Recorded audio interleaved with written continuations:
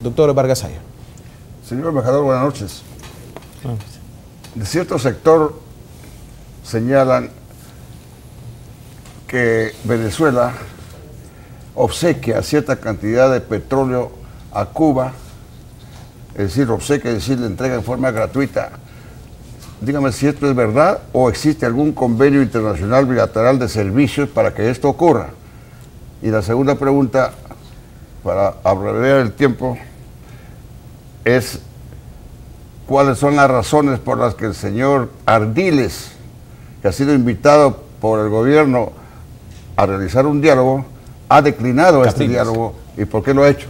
El señor Son Capriles, dos cosas que le agradaría que usted lo aclare.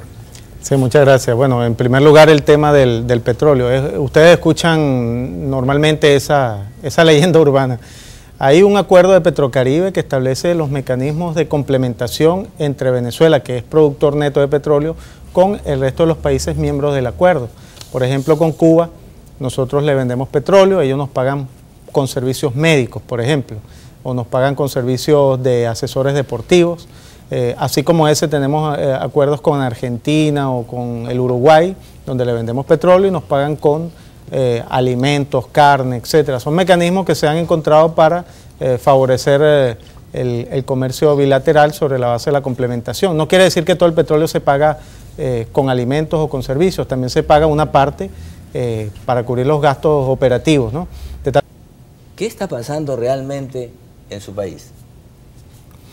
Bueno, hay que mirar con cuidado. Yo no vi el video ni vi la denuncia de la señora, ¿no? Pero, por ejemplo, hay un caso muy sonado aquí en el Perú, que fue el supuesto caso de violación de un estudiante con un fusil por parte de la Guardia Nacional. Por ejemplo, la Fiscal General de la República presentó la documentación según la cual, cuando a este joven se le presentó ante los tribunales con su abogado, en ningún momento plantearon esa denuncia.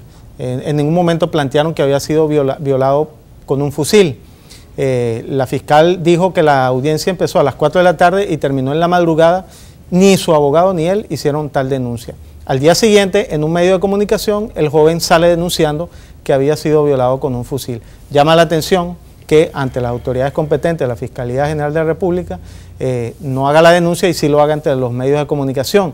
Voluntad Popular es el partido fundado por Leopoldo López, que es el responsable del llamado a la violencia, la incitación al delito, y Vecchio es uno de sus partidarios. Hay que recordarle al pueblo del Perú, de 335 municipios, ya son menos, José, 15 municipios donde hay focalizada violencia, casualmente municipios de la oposición, 3 de ellos, de esos municipios en el estado Táchira, donde se han introducido paramilitares, yo lo dije la vez pasada, y están vinculados a estos señores de Voluntad Popular. Otra pregunta es, si Maduro adelanta los carnavales y ofrece diálogo, pero no desactiva las milicias bolivarianas, ¿el diálogo puede darse en el escenario de Maduro o tendría que darse en un escenario neutral?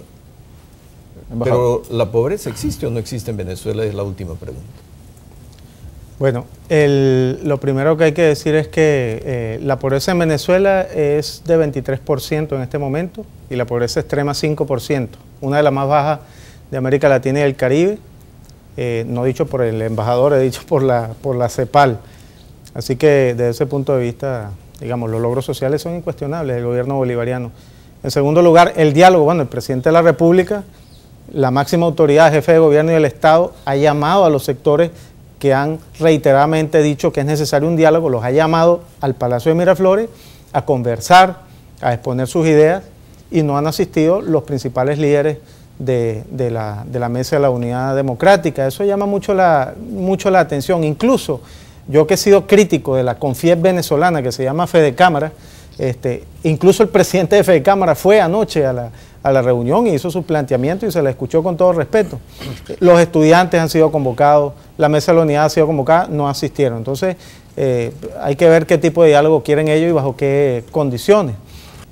Vemos continuamente en las redes que dicen Leopoldo López está detenido en una mazmorra de 2 metros por 3 metros. ¿Es esto así cierto? Sobre el líder de Voluntad Popular. Y la otra, el general Ángel Vivas. ¿Cuál es la situación real del general Ángel Vivas? Sí, muchas gracias. Empiezo por la segunda pregunta. Estos que hacen bloqueos recibieron la instrucción del general Ángel Vivas de colocar una suerte de guayas o alambres entre dos postes de una calle. ¿Qué ocurrió con esto?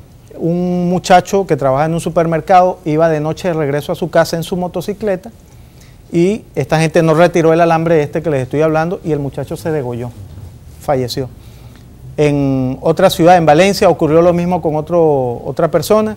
Este no falleció, pero recibió un corte en la garganta grave. Bueno, los organismos del Estado, los tribunales, el Ministerio Público ha pedido la captura de este señor porque él fue el que dio la orden de que se colocaran esas guayas. Es decir, como presunto, no decimos que es el culpable, presunto responsable por la muerte de este muchacho que falleció en estas condiciones. Ahora, la prensa dice que este muchacho que murió lo mató Nicolás Maduro.